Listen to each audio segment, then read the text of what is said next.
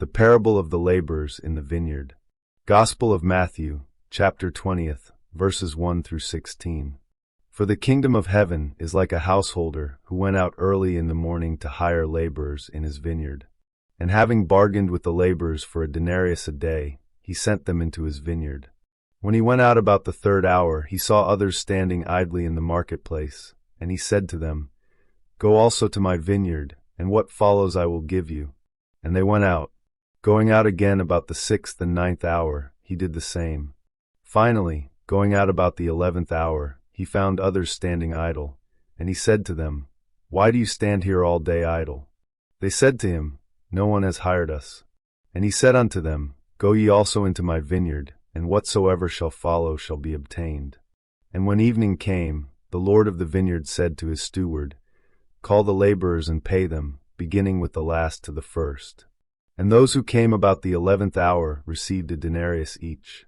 And those who came first thought that they would receive more, but they also received a denarius each. And when they had received, they murmured against the master of the house, and said, "These last worked 1 hour, and thou hast equalized them with us who have endured the toil of the day and the heat." And he answered and said to one of them, "Friend, I have not wronged you.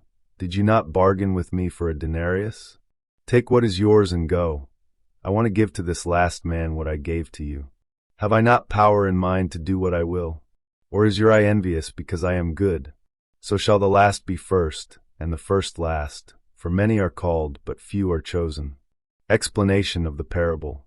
This parable contains deep symbolism and several key ideas. The Lord of the vineyard symbolizes God, who rules the world according to his wisdom and mercy. The laborers represent people who have come to faith and service at different times in their lives. The vineyard is the kingdom of heaven where everyone is called to labor and righteous living.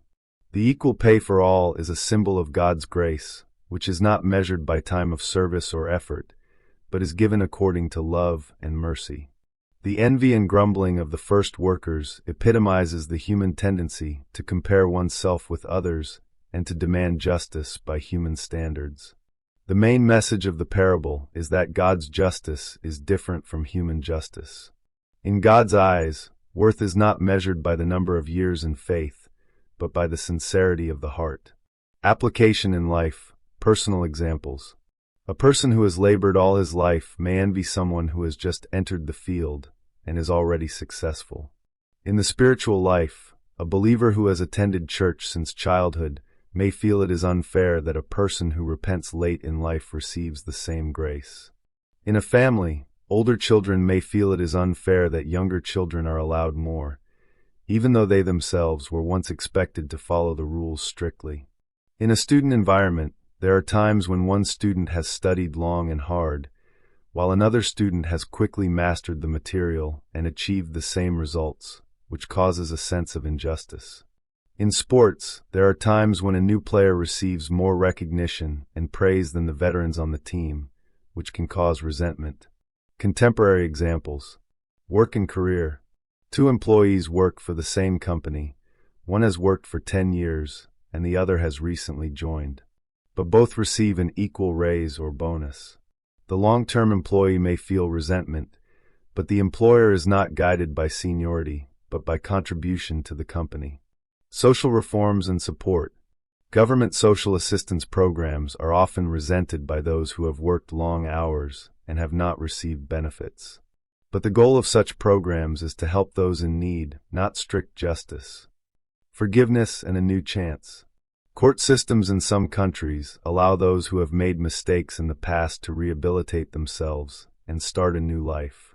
This is resented by those who have always lived under the law.